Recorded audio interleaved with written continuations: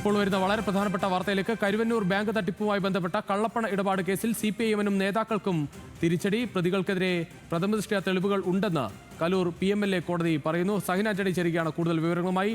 സഹിൻ, എന്താണ് ഇത് സംബന്ധിച്ച് മനസ്സിലാകുന്നത്?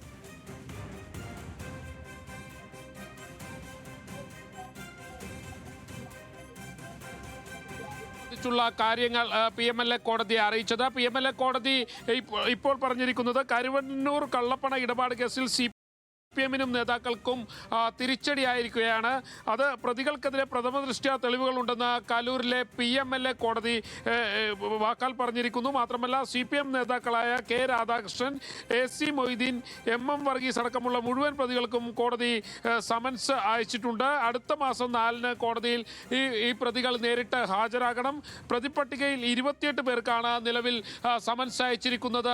രുചീഷ്, നിലവിൽ നമുക്കറിയാം കരുവന്നൂർ കേസുമായി ബന്ധപ്പെട്ടുകൊണ്ട് എൻഫോഴ്സ്മെന്റ് ഡയറക്ടറേറ്റ് CPM നേതാക്കളെ അടക്കം പ്രതിയേർത്തുകൊണ്ട് നേരത്തെ തന്നെ കുറ്റപത്രം അടക്കമുള്ള കാര്യങ്ങൾ സമർപ്പിച്ചിരുന്നു. മാത്രമല്ല SC മൊയ്തീൻ അടക്കമുള്ള ആളുകളെ പ്രതിപട്ടികയിൽ വരുമോ എന്നുള്ളത് ഒരു ഘട്ടത്തിൽ വലിയ ആശങ്ക CPM നേതാക്കൾക്കുണ്ടായിരുന്നു. എന്നാൽ ഒടുവിൽ എൻഫോഴ്സ്മെന്റ് ഡയറക്ടറേറ്റ് SC മൊയ്തീൻ അടക്കമുള്ള ആളുകളെ പ്രതിപട്ടികയിൽ ഉൾപ്പെടുത്തുകയാണ് ഉണ്ടായത്.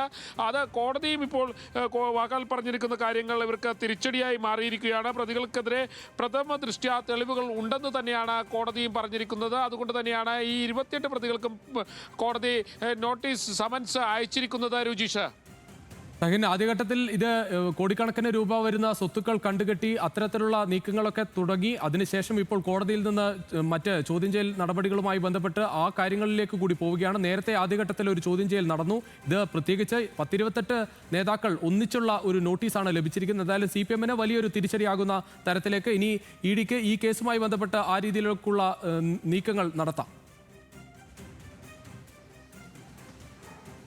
തീർച്ചയായിട്ടും രുചീഷ്, അത് CPM-നെ സംബന്ധിച്ചിടത്തോളം തൃശ്ശൂർ ജില്ലയിൽ വലിയ തിരിച്ചടി തന്നെയാണ് കരുവന്നൂർ കേസിൽ ഇപ്പോൾ സംഭവിച്ചിരിക്കുന്നത്. കാരണം അവരുടെ മുൻ ജില്ലാ സെക്രട്ടറി അടക്കമുള്ള ആളുകൾക്ക് നോട്ടീസ് നൽകിയിരിക്കുകയാണ് കോടതി. കൂടാതെ SC മൊയ്തീൻ അടക്കമുള്ള ആളുകളെ കോടതി നോട്ടീസ് നൽകിയിരിക്കുന്നു. അതായത് പ്രതിപട്ടികയിൽ ഉൾപ്പെട്ട 28 പേർക്കും നോട്ടീസ് നൽകിയിരിക്കുന്നു എന്നുള്ളതാണ്. വരുന്ന 4-ാം തീയതി നേരിട്ട് കോടതിയിൽ ഹാജരാകാനാണ് പ്രതികളോട് കോടതി നിർദ്ദേശിച്ചിരിക്കുന്നത്. നമുക്കറിയാവുന്നതുപോലെ തന്നെ കരുവന്നൂരിൽ 100 കോടിയിലധികം രൂപയുടെ വെട്ടിപ്പാണ് നടന്നിട്ടുള്ളത്.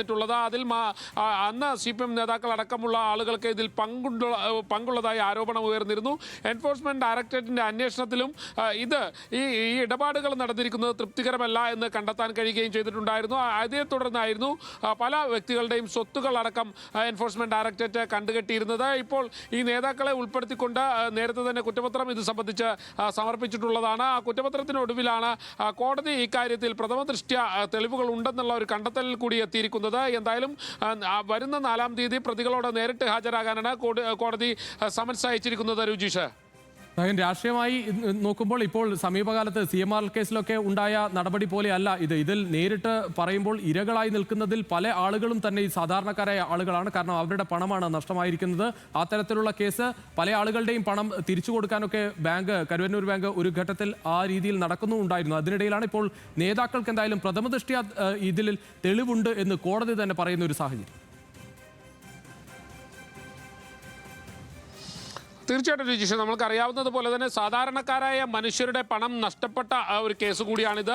മാത്രമല്ല പല ആളുകളെയും കടക്കണിയിൽ കൊണ്ടു ചാടിച്ച ഒരു സംഭവം കൂടിയാണ്. കരുവന്നൂരിൽ നമുക്കറിയാവുന്നതുപോലെ തന്നെ ഈ പണം ലഭിക്കാത്തതിൻ്റെ പേരിൽ ആത്മഹത്യ വരെയുള്ള സംഭവങ്ങളിലേക്ക് ആളുകൾ പോവുകയും ചെയ്തിരുന്നു. അതുകൊണ്ട് തന്നെ ജനത്തെ സംബന്ധിച്ചിടത്തോളം അവരെ ദുരിതത്തിലാക്കിയ ഒരു കേസ് കൂടിയാണ്. അത് CPM-ന് വലിയ ബാധ്യതയുണ്ടാക്കിയ, അല്ലെങ്കിൽ CPM-നെ സംബന്ധിച്ചിടത്തോളം ജില്ലയിൽ ആകമാനം വലിയ ക്ഷീണമുണ്ടാക്കിയ ഒരു കേസാണ് കരുവന്നൂർ സംഭവിച്ചത്. സംസ്ഥാനത്താകമാനം വലിയ ചർച്ചയായി ഈ കേസ് മാറിയിരുന്നു. നൂറുകണക്കിന് ആളുകളാണ് കരുവന്നൂർ ബാങ്കിനെതിരെ രംഗത്ത് വന്നിരുന്നത്.